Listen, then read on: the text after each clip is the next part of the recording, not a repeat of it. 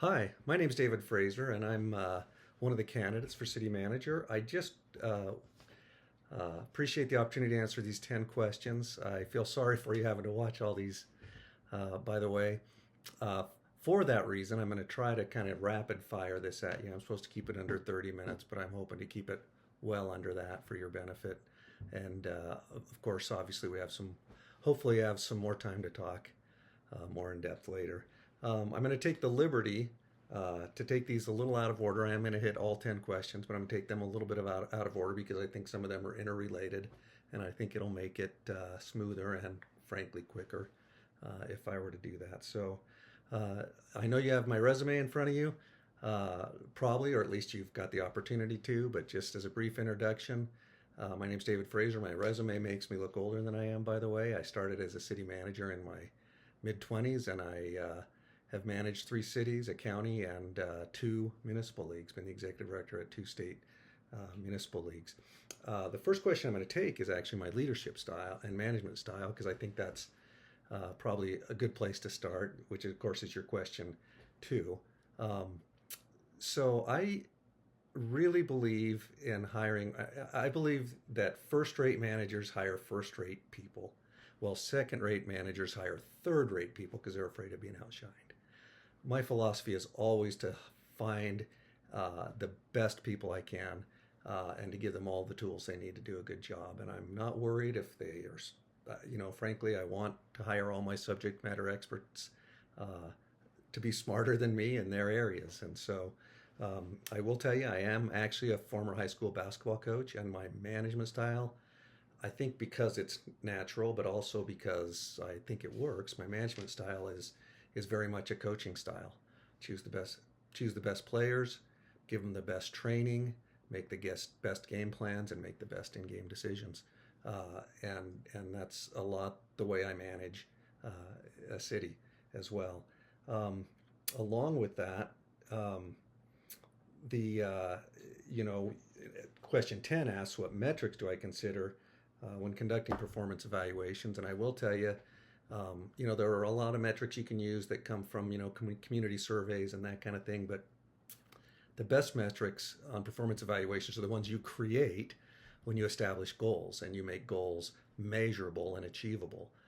And then you use those measurements as the metrics on the evaluation. I will add that I don't think annual evaluations work very well. And what I mean by that is if your employees only hear once a year how you think they're doing, at best you're going to have a lot of wasted time, and at worst you're going to have employees that are underperforming. I think it's important to have those annual evaluations and to use them as opportunities to set goals and so forth. But you really need to be checking in with your employees on the regular, not annually.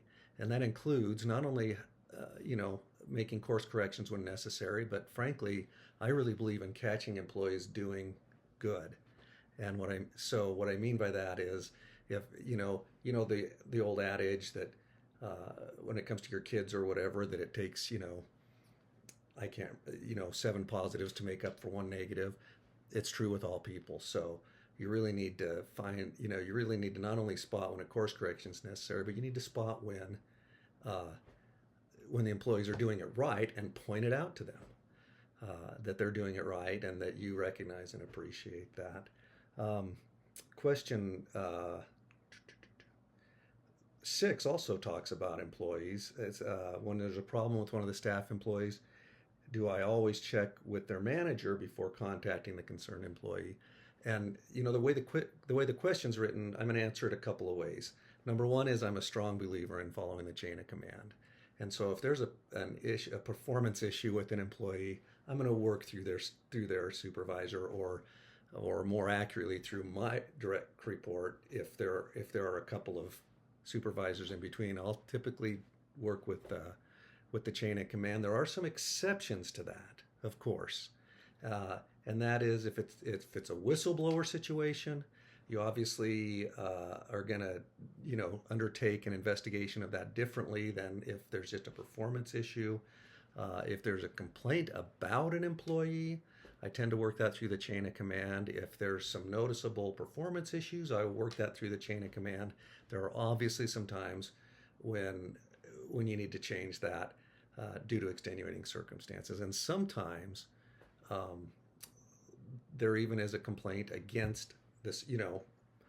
Uh, to think of a most extreme case, there may be a sexual harassment complaint against the supervisor. In that case, I'm obviously taking a different approach than working through the supervisor. But I do think the chain of command is important and helpful and there for a reason.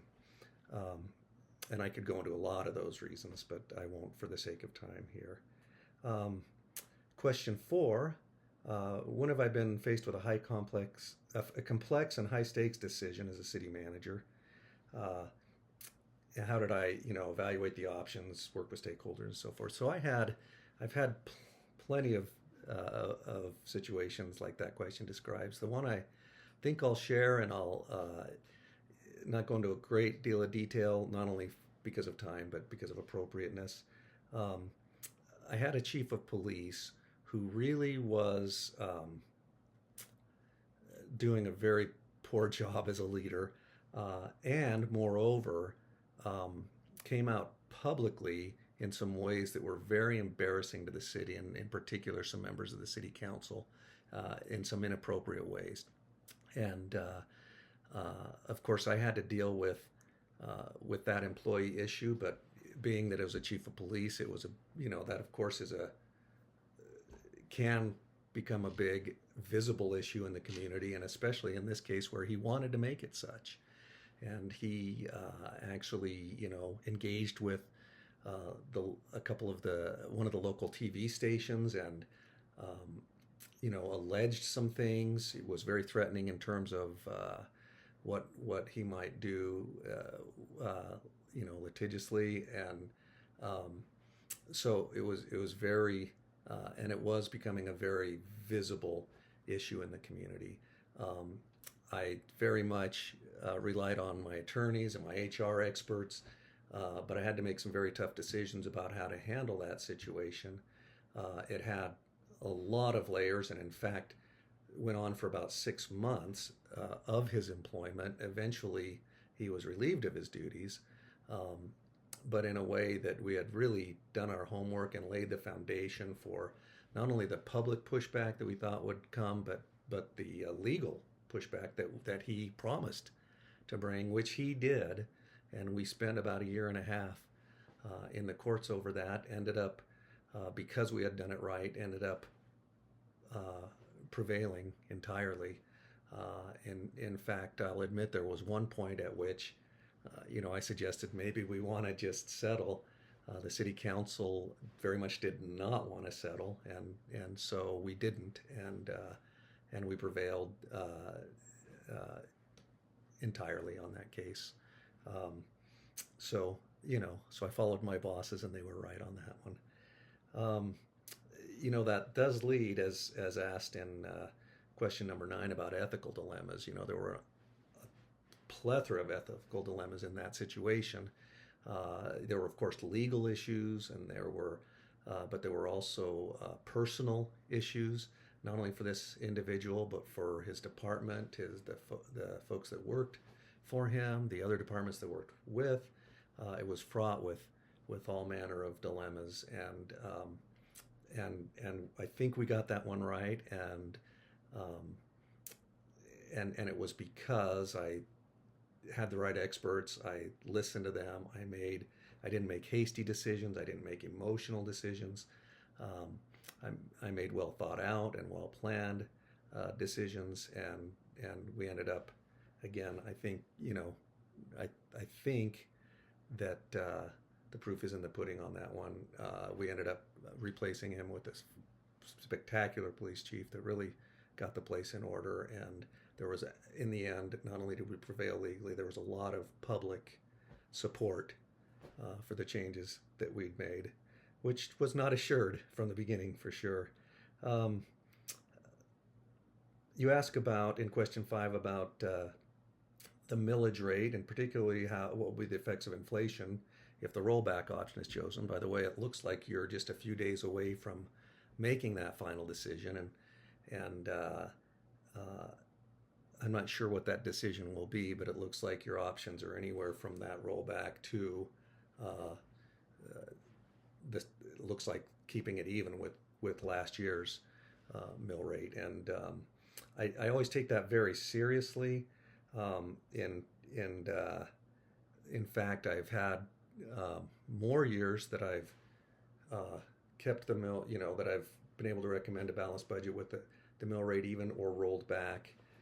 In fact, I can only think of once that I've in my career that I've recommended that increase. I've always tried to really take the public's money seriously and really uh, try to keep that tax burden low on them by, and I'll talk about this later, but by a lot of creativity really, and because inflation will outpace, especially on the rollback, as you're asking here, inflation will outpace that, and so you've got to have some creative ways of controlling expenses and, which I'll mention later, some creative ways of increasing revenues that don't increase the tax burden on the community. Um, I'll just give a preview of that, actually, in case I don't cover it well later. An example of that would be when I was in Boulder City, Nevada. We had 360 days of sun. We owned 136 square miles of desert that the city actually owned, and we were able to put some. We were able to bring some solar companies in to put some solar plants on that property. With that, we were with the revenue from those leases that I negotiated. It would cover 28% of the city's general fund for the next 40 years. And again, I think I'll be mentioning that a little bit later as well. But that's one way that we were able to bring in other revenue that kind of that took tax burden off of the residents rather than put it on them. Forgive me while I find my place here. The very first question, number one on your sheet: how would I implement an effective economic development program that comports with the comprehensive plan and the 2050 vision? And I did review the comprehensive plan, and I read about the 2050 vision. Any economic development plan you have needs to support and actually help you accomplish the goals set out in the vision and in the comprehensive plan.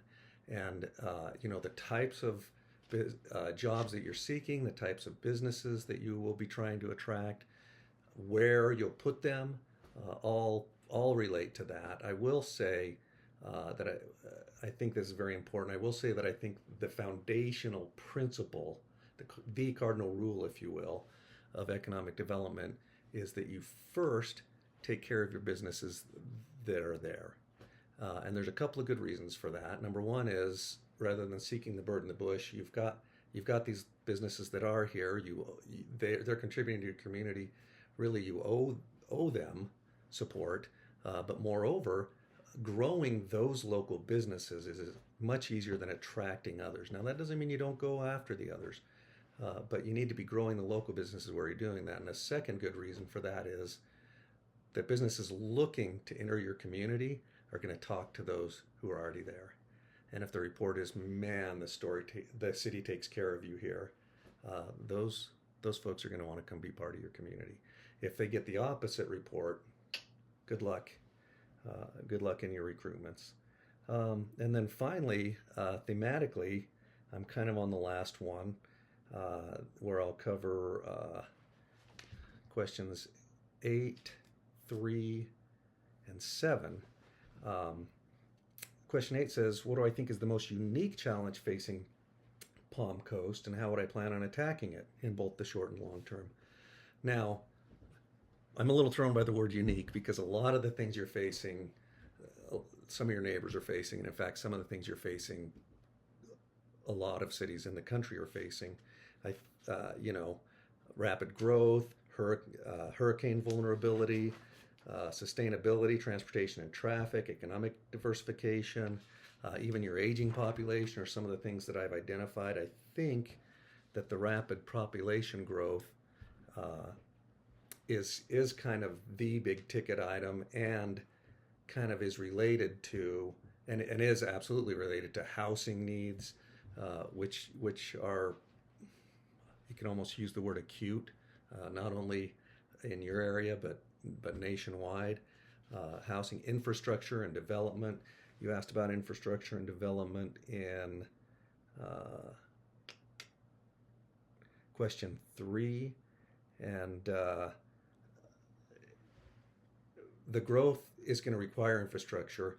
The chicken and the egg, and I don't need to. I know you don't need this explanation, but the chicken and the egg to all of that is uh, that you need to be prepared for the growth, which will eventually help you pay for uh, the development. But if you wait until you've got those resources from the growth, you're way behind on your infrastructure needs. So so there are things to do like TIF districts and so forth. Uh, revenue bonding, where you can kind of offset, kind of get upfront the infrastructure and pay it over time with revenue that's coming in from the growth. Um, it's very important, and I mentioned earlier that I would mention this again, but finding a creative way. There are all the standard ways, some of which I just mentioned, but you can find creative ways to do that as well. For example, I mentioned these solar leases that paid 28% of the general fund. Well, in addition to that, one of the solar leases we dedicated to infrastructure development. And so aside from that money going into the general fund, we had money going into a capital improvement fund that we were able to. And again, that was a real, we were very fortunate there. That was a really tremendous source of an influx of revenue. But we dedicated that revenue going forward, and then we were able to have kind of a predictable,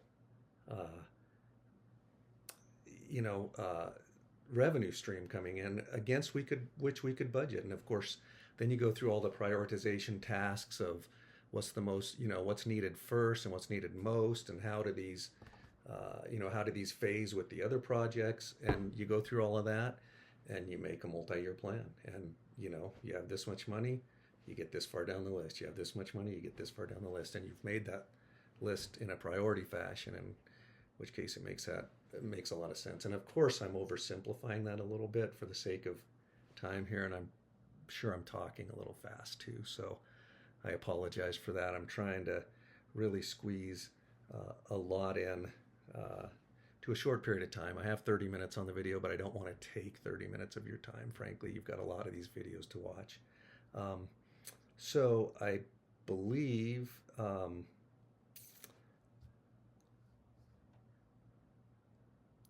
and I think I've answered this a little bit, but the last question that I want to make sure I've addressed all 10. The last one would be 7. In formulating the budget, how do you intend on maintaining or improving current levels of service without increasing costs or raising taxes and fees? And,